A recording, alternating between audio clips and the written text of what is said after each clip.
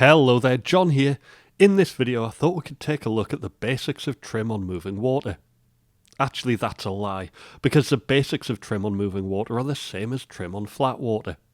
If we drop a boat into a flow, the flow quickly grabs the boat and pulls it downstream, and that's pretty obvious. But there's something important there. It only takes a second or two for the boat to match the speed of the flow, and once we're moving at the same speed as the flow, there's no flow hitting the boat. Yes, we're moving downstream, but so's the water, so we're effectively paddling in a pool of still water that's moving towards the sea. So provided we haven't just entered the flow, aren't crossing into a new flow that's moving in a different direction, or that's significantly more powerful than the flow we were in, we can use our flat water trim. The standard slightly stern-heavy trim we used in the last video for forward paddling works fine. Paddle backwards and it's the same, just backwards. That's pretty easy, if you've watched the previous video. So in this video, what we'll actually do is look at some more advanced uses of dynamic trim in moving water. Don't worry, it's stupidly simple. You see, heading into something like this, my brain is already flashing the overload warning. It's noisy, bouncy, intimidating, and there's more than enough for me to think about just remembering where I want to go. I have limited processing power, so anything I want to use has to be super simple. What we stick in the water sticks to the water. I did tell you it was stupidly simple. Let's drop a boat into the flow again. This time we'll weight one end.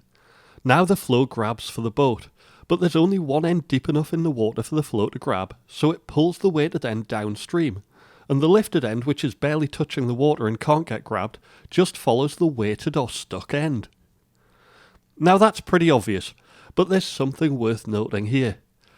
The boat doesn't just turn the weighted end downstream, the weighted end literally sticks to the water it's in. Adding these flow lines, and you can see that the boat turns onto the line of flow we stuck it to.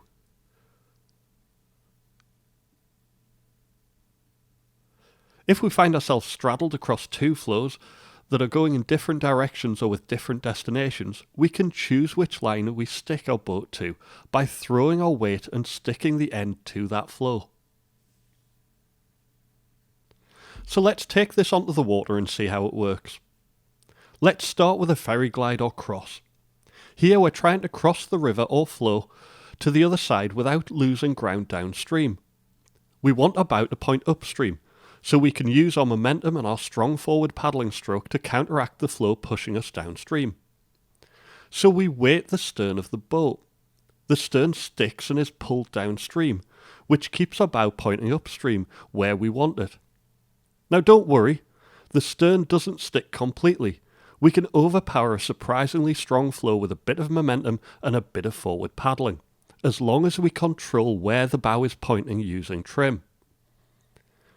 Add in a little angle towards the side we're heading for, a bit of power and a bit of edge to prevent the flow grabbing the upstream edge and flipping us, and it's all surprisingly easy. Now we've talked so far about trim like it's very off and on, but this is dynamic trim so we can apply more or less. In this example my weight is firmly on my bum, so I'm weighting the stern quite hard and the bow really wants to point upstream. But easing weight closer to the middle of the boat, we can widen our angle. Widening the angle means we're powering across the flow more, so we cross quicker. However, showing the broadside of the boat to the flow means we're more at risk of getting pushed downstream, and we'll have to really lift that upstream edge to prevent a capsize. Widening the angle is a balancing act, and you'll just have to get out on the water and experiment with how much angle you can get away with in different strengths of flow. Next, let's look at breaking into the flow or breaking in. Here we are in an eddy of still water, and we're going to enter the flow and turn downstream to continue our journey. Now we want our bow to stick and get pulled downstream to turn us. So as we leave the eddy, we weight the bow. Now we are showing the broadside of our boat to the flow, but getting pushed downstream isn't a problem. That's where we're going. However, we will have to push down on the downstream edge to prevent a capsize. I'm grabbing a big paddle full of water there, and yes, it helps me round the turn. But it's mostly there to help me balance as I throw weight forwards and onto the downstream edge. Remember, it only takes a few seconds to match the speed of the flow, and that's around when the turn is complete. So turning that blade of water into a forward power stroke pushes us faster than the flow, so we can sit down and return to our standard, slightly stern-heavy forward paddling trim. There's plenty to play with here. Throwing our weight forwards as soon as we enter the flow turns us close to the eddy line. Delaying it allows us to turn further out, and we don't always have to complete the turn. Just have fun with it.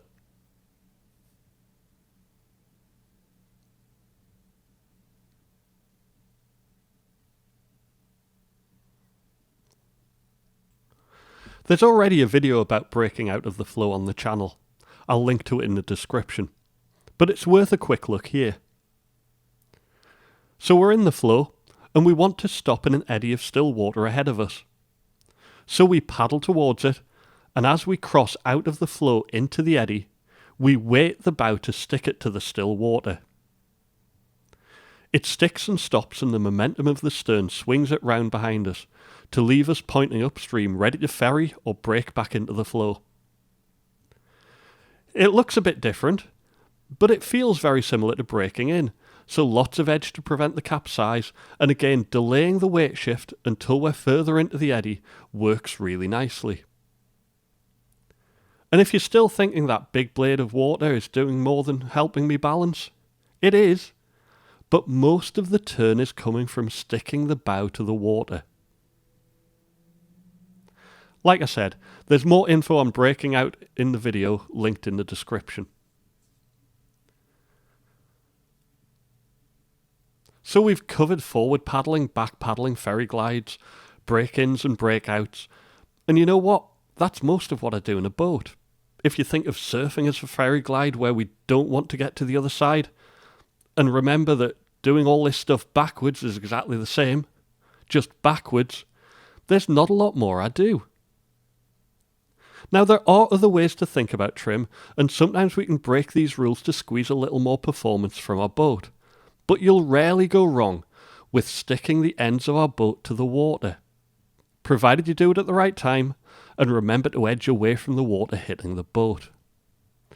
I'm sure we'll look at other ways to think about trim and breaking the rules in future videos, but right now, I think it's more valuable to look at why I think this sticky end method is so powerful. You see, it's so simple, it quickly becomes instinctive. And once something is instinctive, we can start using it in places we never expected. If you've watched the video about edge, you might remember this stupid situation I got myself into. Pinned against a rock, edging hard towards the rock to prevent a capsize. Well, edge wasn't the whole story here. As I pushed around the rock, I saw that this flow was heading downstream with no more obstructions. So as soon as my bow was over the water, I threw my weight forward to stick the boat to it. The bow stuck and got pulled downstream, and the stern was lifted out of the water, so it wasn't pushed onto the rock as hard and just slid round, following the bow. I've never been taught to escape a pin like that. That's the beauty of making things so simple. They become instinctive. And we'll leave it there. Trim on moving water. What we stick in the water sticks to the water, and like me, it really is that stupidly simple.